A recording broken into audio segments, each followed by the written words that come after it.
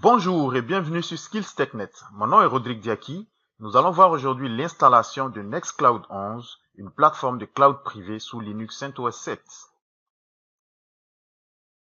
Notre présentation va s'articuler autour de 4 points. Premièrement, nous allons voir ce que c'est Nextcloud. Je vous présenterai ensuite notre architecture de test. Nous verrons après les différentes étapes du déploiement de Nextcloud. Et enfin, nous passerons à la mise en œuvre pratique de notre solution dans un environnement VMware Workstation. Nextcloud est une solution complète de cloud collaboratif libre et open source. Elle permet de faire avant tout de l'hébergement de fichiers en alternative à Dropbox, Google Drive et même Microsoft OneDrive. Vous pouvez ainsi sauvegarder et synchroniser les fichiers depuis vos différents appareils, ordinateurs de bureau, téléphones intelligents. Il est également possible d'installer des applications pour Nextcloud dans le but d'étendre ses fonctionnalités. Notre architecture se présente comme suit. Elle est composée de 2 serveurs. Un serveur Linux CentOS sur lequel nous allons déployer Nextcloud. Un serveur DNS qui va nous permettre de résoudre le nom FQDN de notre serveur pour accéder à l'interface d'administration de Nextcloud. Nous avons ensuite 2 postes clients, un poste à partir duquel nous allons faire l'administration de notre serveur via les outils PuTTY et WinSCP et un second poste qui va nous permettre de tester le fonctionnement de Nextcloud en accédant à l'espace de travail d'un utilisateur. Le déploiement va se faire en 13 étapes. Premièrement, nous allons configurer le serveur DNS pour résoudre l'adresse Internet de notre serveur. Deuxièmement, nous allons faire la mise à jour de notre serveur Linux CentOS 7 afin que celui-ci ait tous les paquetages nécessaires à notre déploiement. Nous allons ensuite passer à l'installation de la base de données Maria Database, qui est la base de données utilisée par Nextcloud. Nous allons par la suite configurer cette base de données. Nous allons nous connecter après à la base de données et créer un utilisateur par défaut.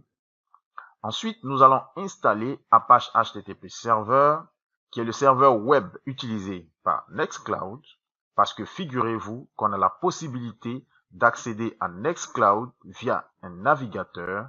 C'est donc le serveur web Apache qui va permettre cette fonctionnalité.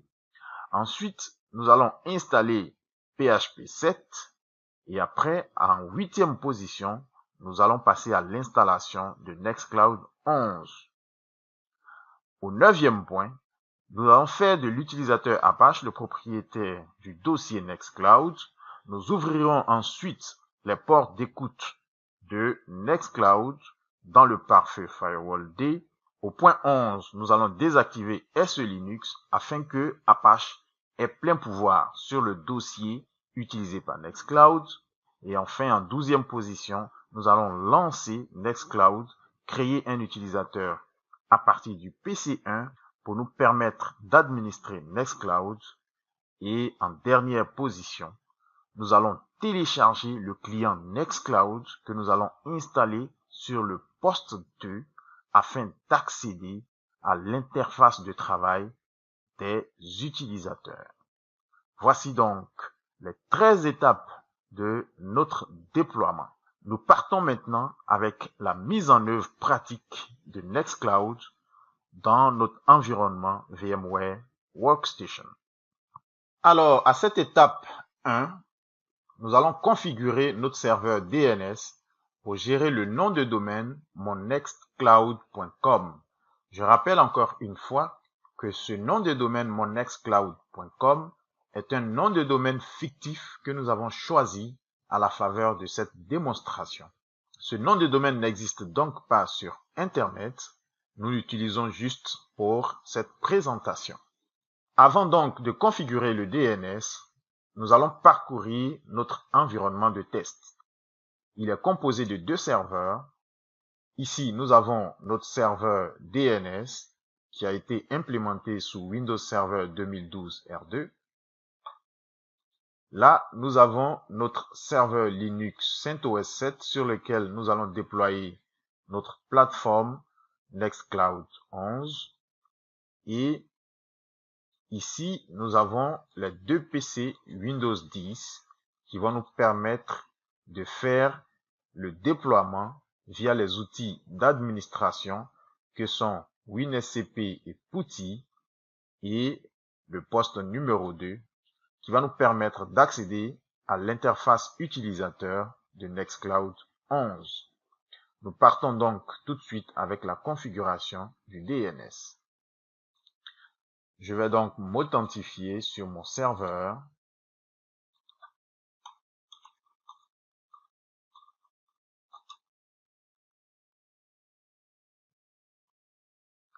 Voilà. Je vais donc lancer le gestionnaire du serveur. Et dans le menu Outils, je vais lancer DNS.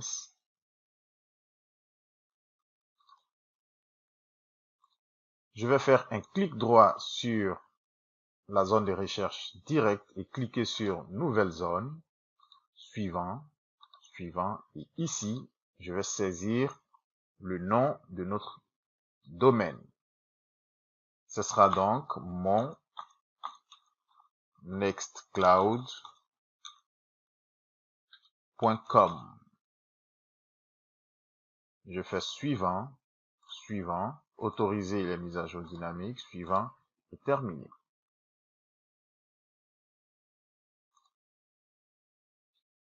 Voilà. Donc, ici, dans le fichier de zone, je vais créer deux enregistrements. Un enregistrement de ressources de type A qui va indiquer notre serveur Linux et un enregistrement de ressources de type CNAME qui va porter le nom de l'URL qui sera saisi dans notre interface web pour ouvrir l'espace d'administration de Nextcloud 11. Je vais donc créer maintenant l'enregistrement des ressources de type A qui va s'appeler serveur. Ici, je vais mettre l'adresse IP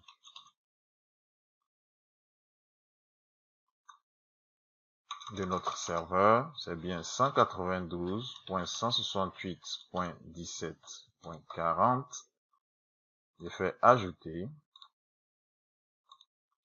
Ensuite, je vais créer l'enregistrement de type CNAME qui va s'appeler intranet.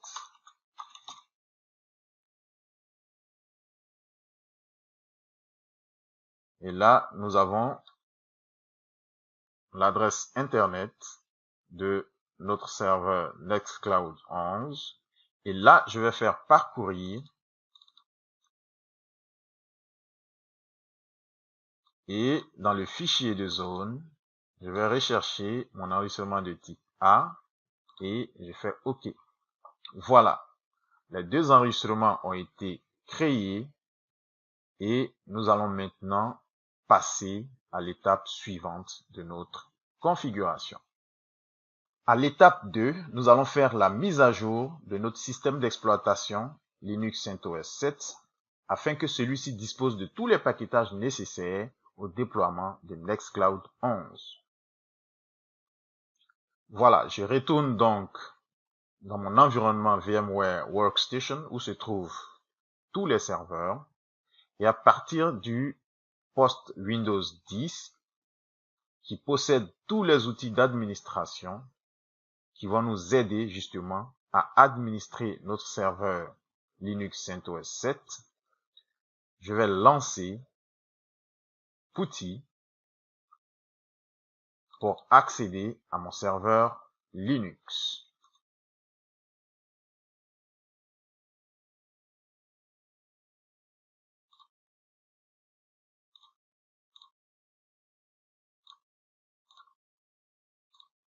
Voilà.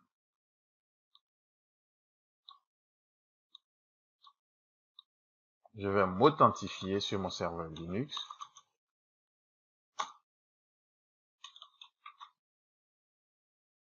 Et à partir d'ici, je vais lancer la commande de mise à jour de mon système d'exploitation. Voilà, je vais donc copier la commande. C'est la commande yum-y update. Et je vais retourner sur mon serveur Linux et exécuter cette commande. Je rappelle encore une fois que mon serveur Linux est connecté à Internet. Il va donc télécharger tous les paquetages dont il a besoin directement à partir d'Internet.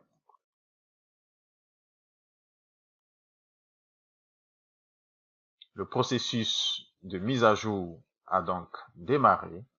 Nous allons attendre patiemment qu'elle se termine avant de passer à l'étape suivante. Voilà, la mise à jour commence donc. Et là, nous avons la possibilité de voir la progression. Voilà, la mise à jour est terminée. Elle s'est déroulée avec succès. Nous allons maintenant passer à l'étape numéro 3 de notre déploiement. À cette étape numéro 3, nous allons installer la base de données Maria Database, qui est la base de données utilisée par Nextcloud 11. Cela va se faire avec les 3 commandes que vous voyez ici. Premièrement, nous allons installer la base de données avec la première commande. Ensuite, nous allons démarrer la base de données. Et enfin, nous allons l'activer de telle sorte que, à chaque fois que le serveur Linux va redémarrer, la base de données va se lancer automatiquement. Je vais donc copier la première commande et l'exécuter dans mon interface PuTTY. Voilà, l'installation de la base de données démarre donc. Voilà, la base de données a été installée avec succès. Nous allons maintenant exécuter la commande de démarrage du moteur de la base de données. Voilà. Je vais donc copier cette commande et l'exécuter sur mon serveur. Voilà. Ensuite, je vais activer le moteur de la base de données au démarrage de Linux avec la commande systemctl enable Maria Database. Je retourne donc sur mon serveur Linux et j'exécute cette commande.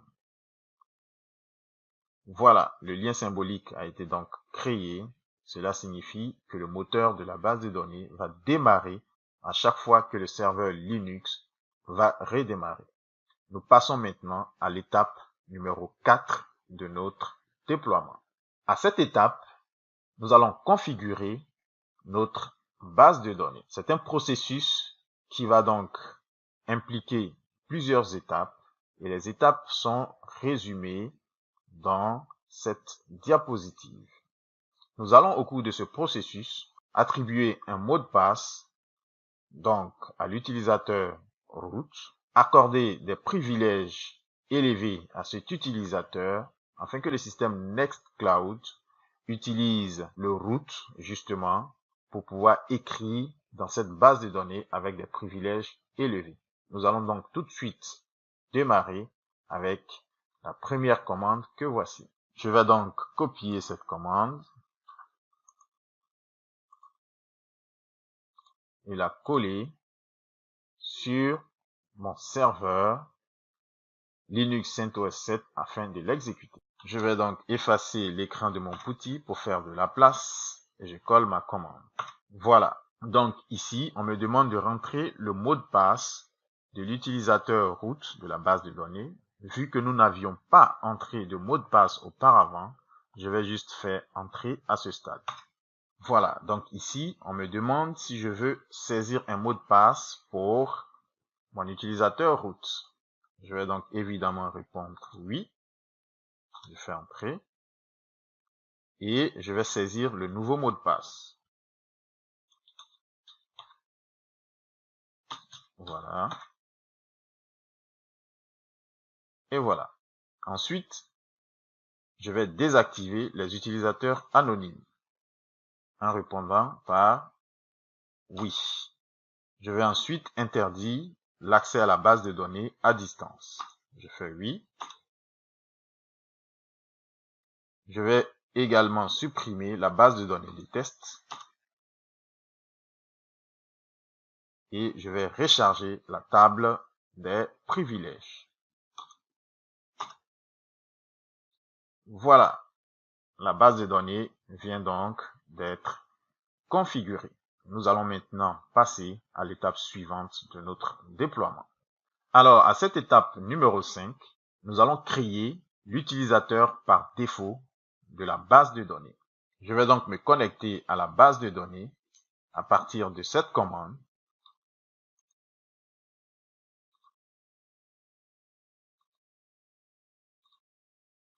Voilà.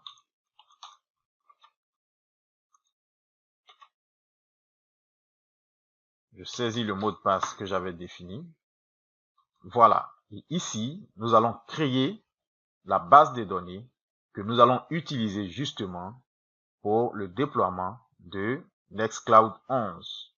Je vais donc copier la commande de création de cette base de données. La base de données va s'appeler Nextcloud. Donc, je vais copier cette commande et l'exécuter dans mon interface. Je fais entrer. Voilà. Ensuite, je vais accorder tous les privilèges à l'utilisateur Nextcloud User et son mot de passe sera donc your password.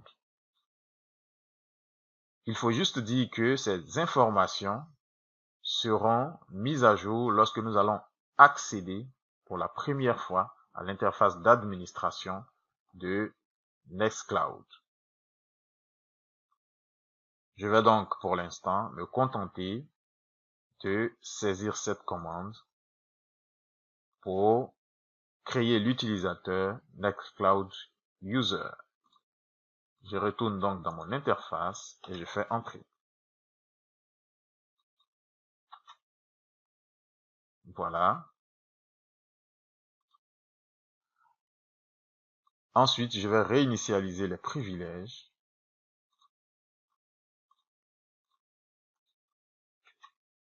Voilà. Et je vais terminer le processus.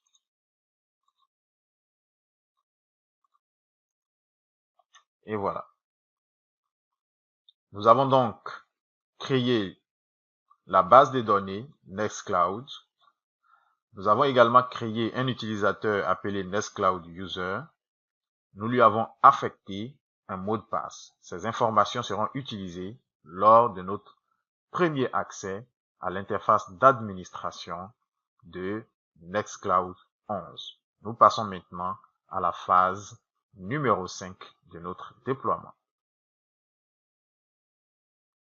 À cette étape, nous allons installer, démarrer et activer notre serveur Apache qui sera utilisé par Nextcloud justement pour la connexion à son interface utilisateur et administrateur. Cette installation va se faire avec 3 commandes. Premièrement, nous allons installer Apache avec cette première commande. Nous allons ensuite le démarrer et enfin l'activer de telle sorte que si le serveur Linux redémarre, le service Apache redémarre automatiquement. Voilà, je vais donc copier la commande d'installation de Apache et dans mon interface PuTTY, je vais exécuter cette commande. Voilà. Voilà, l'installation de Apache démarre donc. Après l'installation, nous allons démarrer le service. Je vais donc copier la commande de démarrage de Apache. Je retourne sur mon serveur et je vais l'exécuter. Voilà. Ensuite, je vais l'activer au démarrage de Linux avec la commande suivante. Voilà. Ici, j'ai la possibilité de tester le bon fonctionnement de Apache avec la commande statut que je vais exécuter maintenant.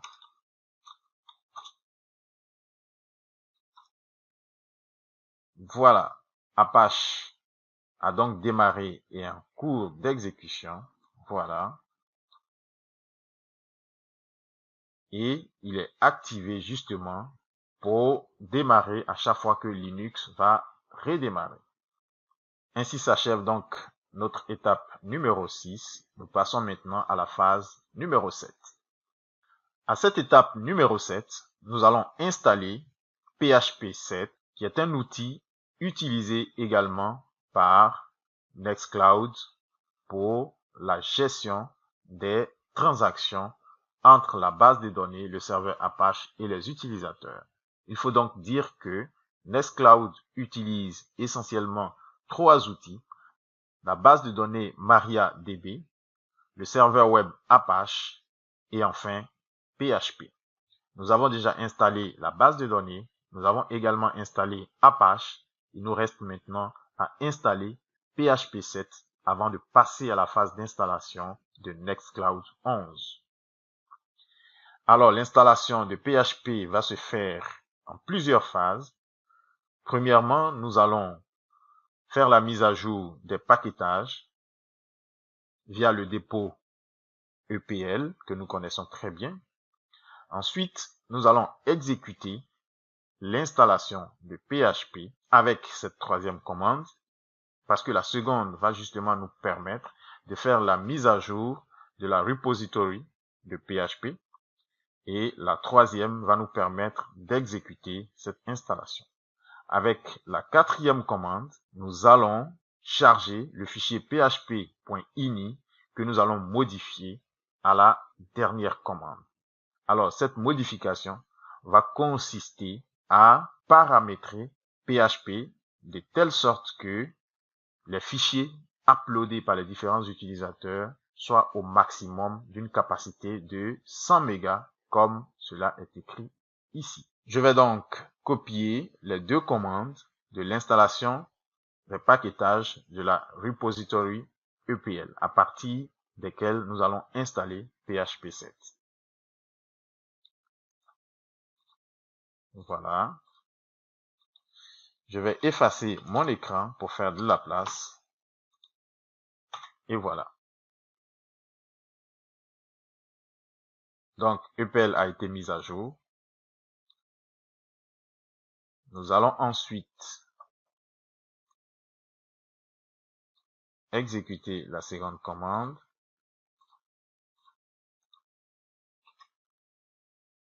Voilà.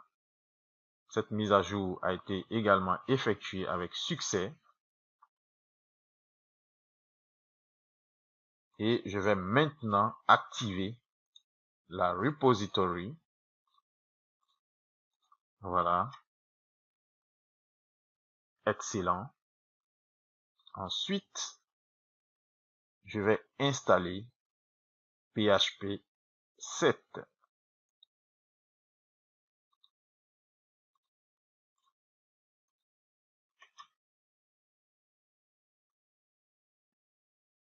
L'installation de PHP 7 démarre donc.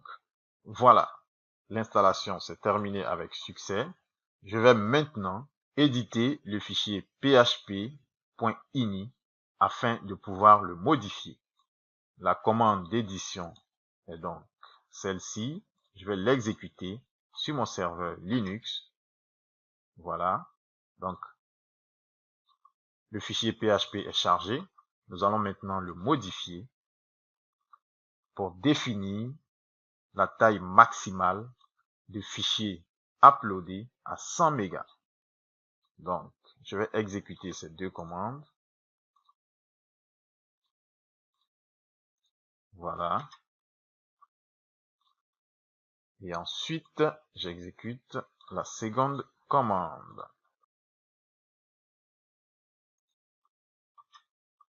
Voilà, la phase d'installation et de configuration de PHP est donc terminée. Nous allons passer à l'étape suivante. À l'étape numéro 8, nous allons télécharger et installer Nextcloud 11. Cela va se faire en deux étapes. Premièrement, je vais télécharger le fichier d'installation et deuxièmement, je vais le décompresser dans le dossier HTML. Je vais maintenant copier la commande de téléchargement et l'exécuter.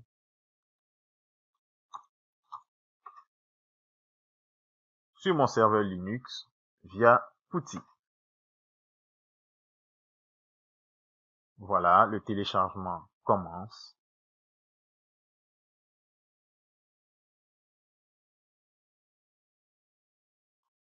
Voilà, le fichier a été téléchargé. Je vais maintenant le décompresser dans le dossier var3w HTML.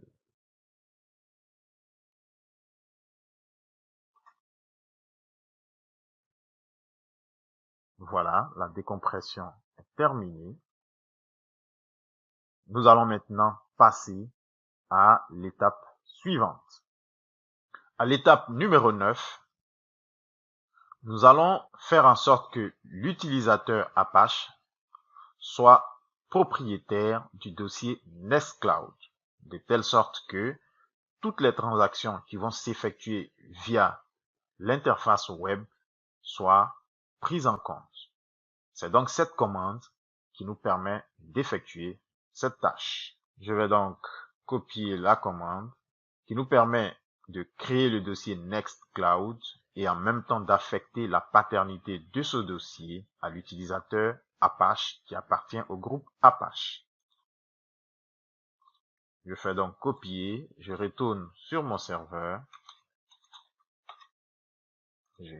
j'exécute la commande. Voilà, cette étape s'achève donc avec succès. Nous allons passer maintenant à la prochaine étape. À cette 10e étape, nous allons ouvrir le port d'écoute de Apache à travers le pare-feu du serveur Linux afin que Nextcloud puisse communiquer avec les différents utilisateurs. Cette ouverture va donc se faire avec les deux commandes ici affichées. La première commande va donc permettre d'ouvrir le port et la seconde va permettre de redémarrer le pare-feu Linux FirewallD. Je vais donc copier la première commande et l'exécuter sur mon serveur Linux via PuTTY. Voilà, l'ouverture s'est déroulée avec succès. Je vais maintenant redémarrer le pare-feu. Voilà. Et voilà. Le pare-feu a été donc configuré afin que Nextcloud puisse communiquer avec les différents utilisateurs. Nous passons maintenant à l'étape numéro 11 de notre déploiement. À l'étape numéro 11, nous allons désactiver SE Linux afin de donner plein pouvoir à Nextcloud de pouvoir utiliser le système de fichiers Linux.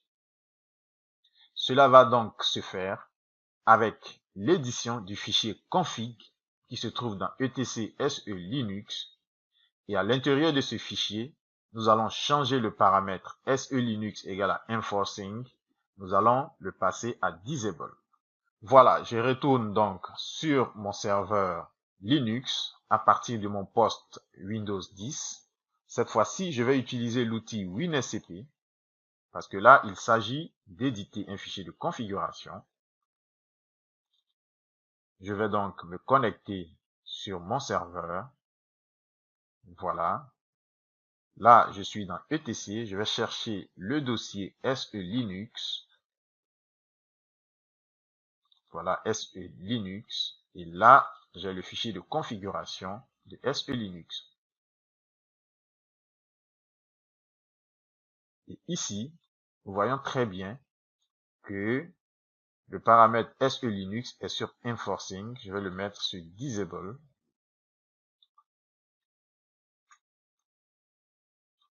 Et attention, après avoir fait cette modification, il faut bien entendu redémarrer le serveur Linux. Voilà, la modification est terminée. Je vais maintenant redémarrer mon serveur Linux.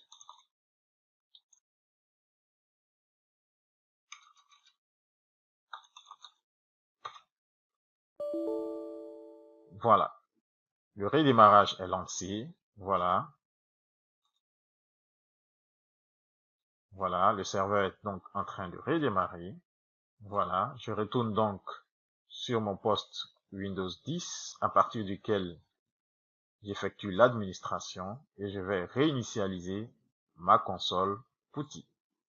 Voilà, je peux donc me connecter. Voilà. Après le redémarrage, je vais donc vérifier que les services que nous avons déjà installés fonctionnent bien, notamment le serveur HTTPD. Donc, je vais saisir la commande systemctl status HTTPD service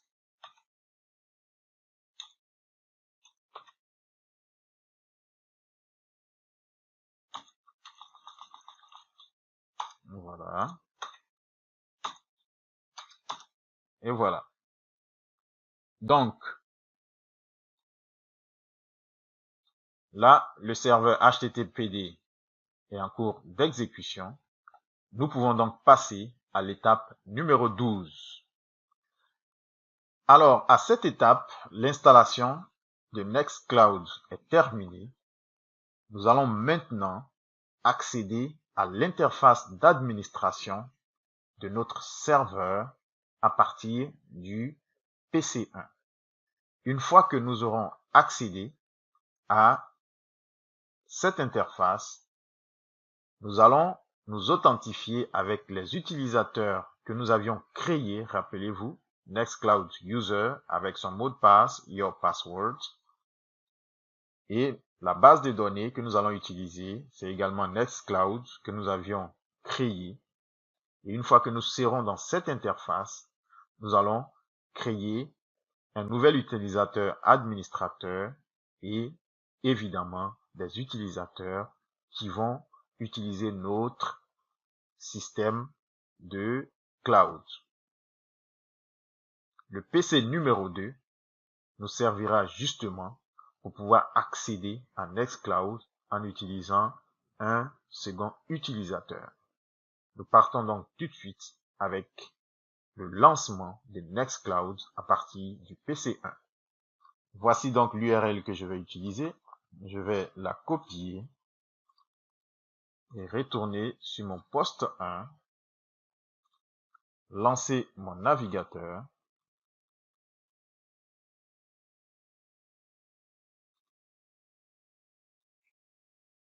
et coller cette URL. Alors, rappelez-vous, nous avions configuré un serveur DNS et c'est ce serveur-là qui va nous permettre de résoudre l'adresse Internet que vous voyez affichée dans notre navigateur.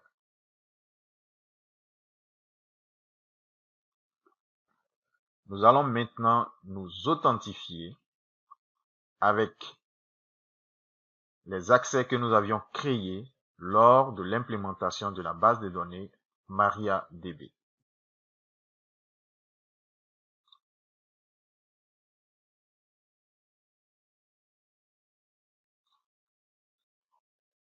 Voilà, je vais donc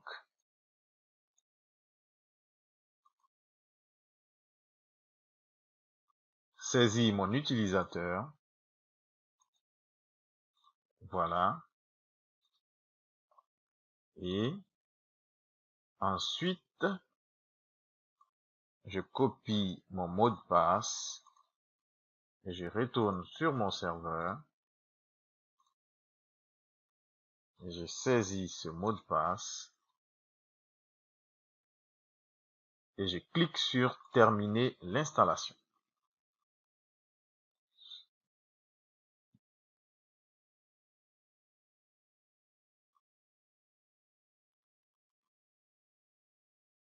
Voilà. L'interface de notre serveur Nextcloud s'ouvre donc. Cela veut dire que nous avons exécuté toutes les étapes du déploiement avec succès. Alors ici, nous avons la possibilité donc de télécharger les différentes applications que nous allons utiliser au cours de l'administration de notre serveur Nextcloud.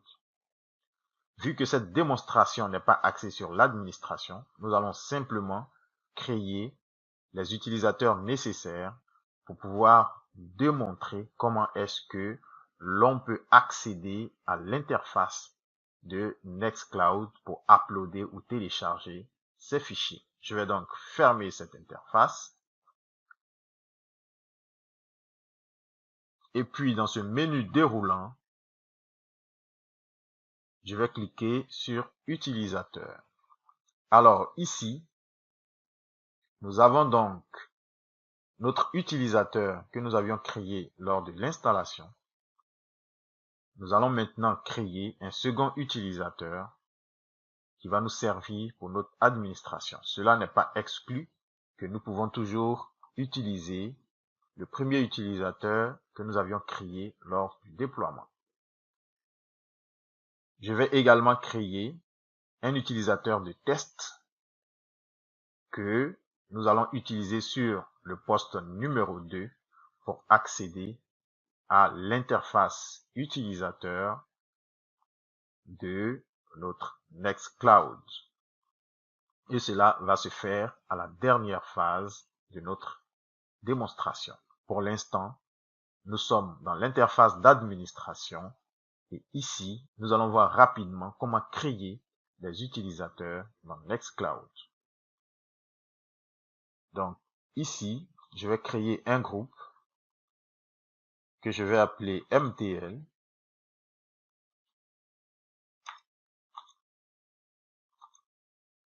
Voilà.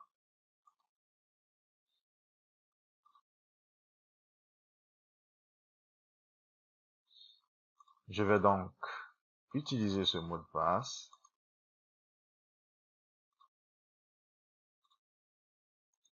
Que je vais coller ici. Voilà, je viens donc de créer mon premier groupe. Je vais ensuite créer un utilisateur qui va jouer le rôle d'administrateur. Donc, je vais l'appeler DTRO admin. Voilà, je vais saisir son mot de passe.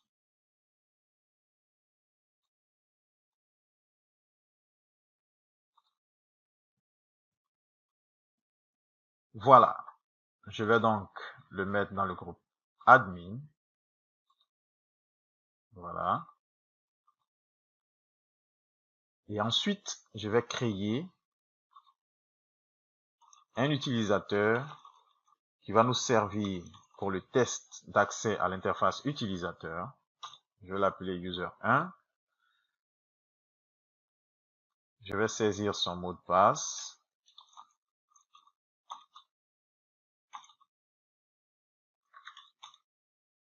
Voilà. Je vais le mettre dans le groupe MTL. Et ici, j'ai la possibilité, donc, d'affecter des quotas à chaque utilisateur. Voilà. Voilà. Ici, je peux créer d'autres quotas. Voilà. Je vais donc laisser ce paramètre par défaut. Et puis, me connecter avec mon nouvel utilisateur admin que j'ai créé. Je vais donc me déconnecter et me reconnecter avec mon nouvel utilisateur. Voilà. Voilà. Et voilà. Je suis donc connecté avec mon nouvel utilisateur. Je peux même retourner à l'interface d'administration. Utilisateur, voilà. Ici, on a l'administration.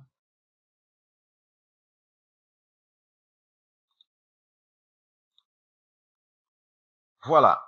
Nous allons maintenant utiliser le user 1 pour accéder à l'interface utilisateur. Ceci nous permet donc de passer à la dernière étape de notre démonstration. À cette dernière étape, nous allons télécharger l'application Nextcloud Client, qui est l'application qui est utilisée sur les postes clients pour permettre aux utilisateurs de se connecter à leur espace client sur Nextcloud. Nous allons donc utiliser ce lien pour pouvoir télécharger cette application et l'installer sur notre poste client. Voilà, je suis donc sur le PC2 qui va nous servir de test pour le user 1 que nous avons créé dans l'interface d'administration de Nextcloud. Je lance donc mon navigateur. Je vais saisir l'URL qui va nous permettre de télécharger la version client de Nextcloud.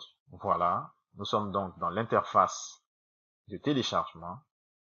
Je rappelle juste que cette interface ne se trouve pas sur notre serveur que nous venons de configurer. Elle se trouve sur la plateforme de l'éditeur de Nextcloud et c'est donc l'éditeur qui nous propose l'installation de l'applicatif client qui va nous permettre d'accéder à notre espace de travail sur Nextcloud. Je vais donc utiliser Secure Data.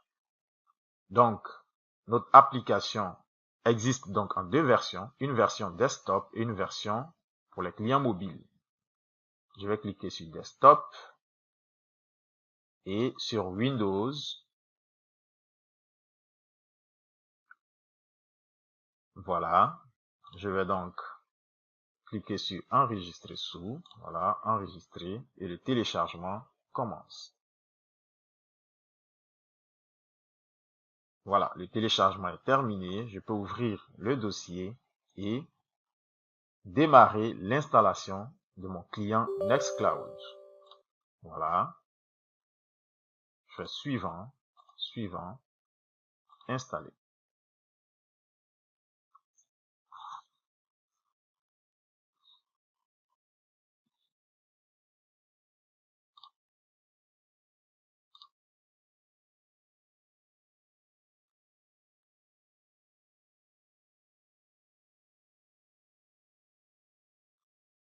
Je fais suivant. Et là, je peux lancer directement l'application. Voilà, on me demande de donner l'adresse de mon serveur. Voilà. Je fais suivant. Voilà. Et on me demande un nom d'utilisateur et un mot de passe. Je vais donc utiliser les paramètres de user1 que nous avons créé.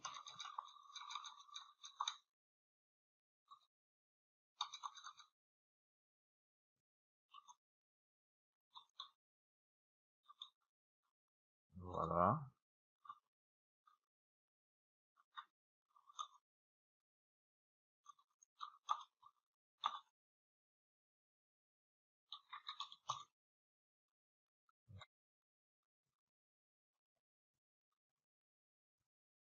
Et voilà.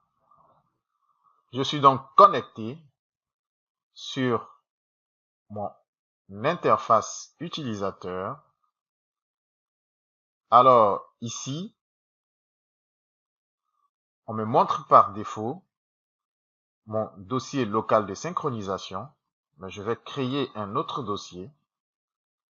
Voilà. Sur mon C. Que je vais appeler Nextcloud. Donc, tous mes fichiers seront synchronisés à partir de ce dossier. Et je vais revenir dans mon interface.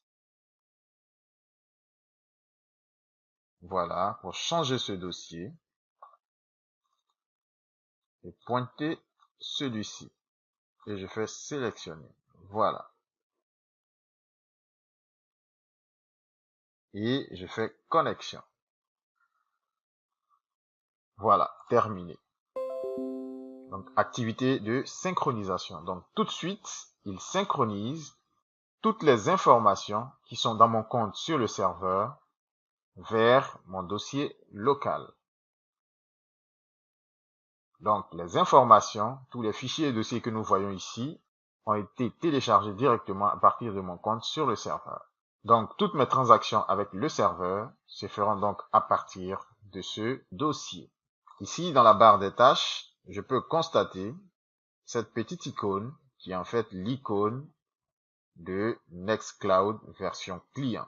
Donc, si je clique dessus, voilà, j'ai tout de suite mon interface client. Donc ici, j'ai l'historique de mes transactions de synchronisation avec le serveur. Et là, j'ai mon profil utilisateur. Ici, j'ai la connectivité avec le réseau. Et là, j'ai quelques paramètres que je peux ajuster en tant que client. Alors, je vais donc créer un fichier ici que je vais appeler txt1, un autre txt2,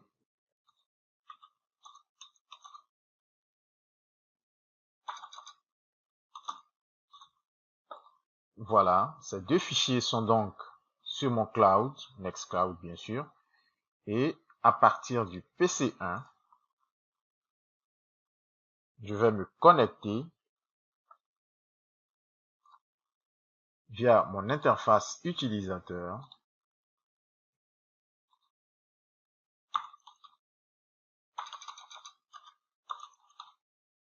pour valider que ces fichiers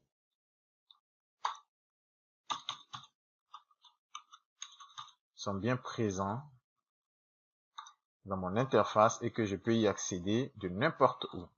Je fais connexion, voilà, et voilà. Voici donc les deux fichiers txt2 et txt1 que j'ai créés à partir du poste Windows 10 numéro 2. Voilà, la configuration de Nextcloud est donc terminée. Sachez simplement que vous avez la possibilité d'accéder à votre interface en utilisant un téléphone mobile. Il suffit simplement pour vous de télécharger l'application qui correspond au téléphone mobile. Notre présentation s'achève donc sur cette note. Merci de nous avoir suivis et à bientôt pour une prochaine vidéo.